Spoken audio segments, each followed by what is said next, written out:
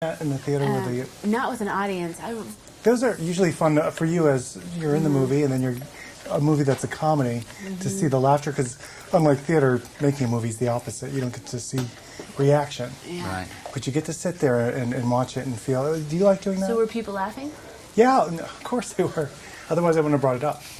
Well, that's when it's fun to do it, is when you Yeah. get a reaction. Yeah. If you're sitting, if it's supposed to be funny and the crowd's silent, it's not near as fun of a screening to sit into, that's for sure. Yes, definitely.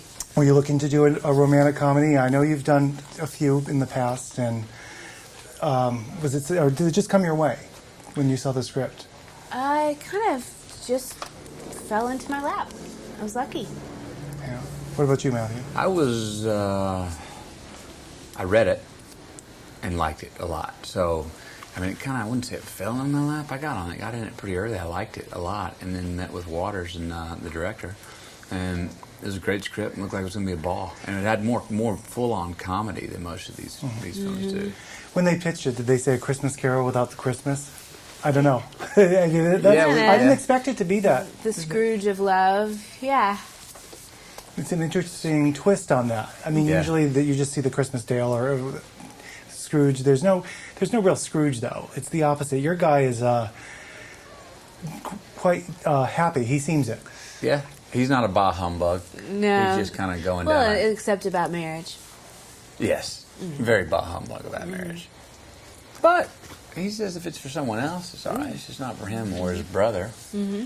But he puts his foot in. I put my foot in my mouth on that one, for sure.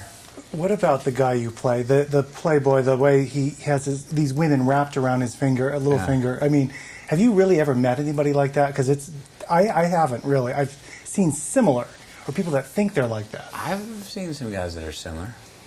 Been around them, and it works for them. And it's just shameless. It's classic. You gotta. I mean, I had to. The guy I know that's like that. I'm like, I don't know how you do it. I go, doesn't it catch up with you? Don't you get exhausted somewhere? And he goes, no, and they all know exactly where I'm coming from, and this is how it is, and boom, boom, boom. I'm like, what when you go out and you're with one lady and you run into the lady you were with last night? He's like, yeah, I can get a little testy. Like, just roll with it. It reminded me of something you hear stories about rock stars and the effect they have on some of the people that follow, the women that follow them. That's what it reminded me of. Because your character obviously she didn't fall for that. No, she would have nothing to do with it, which is why I think he probably wants her, because she demands his respect. When there's something that's changing the subject completely. You have Michael Douglas and Ann Archer. Of course, we know, or younger people may not, but Fatal Attraction. What a strange coincidence. I mean, obviously, that must have been a coincidence. Yes, it was. Yeah, I mean, Michael Douglas got a plum part. We were so glad he came on board to be a part of it. And you don't see him that often anymore. He's been laying low. Yeah. But you definitely see him here. Yeah, He squeezed every bit of juice out of this role.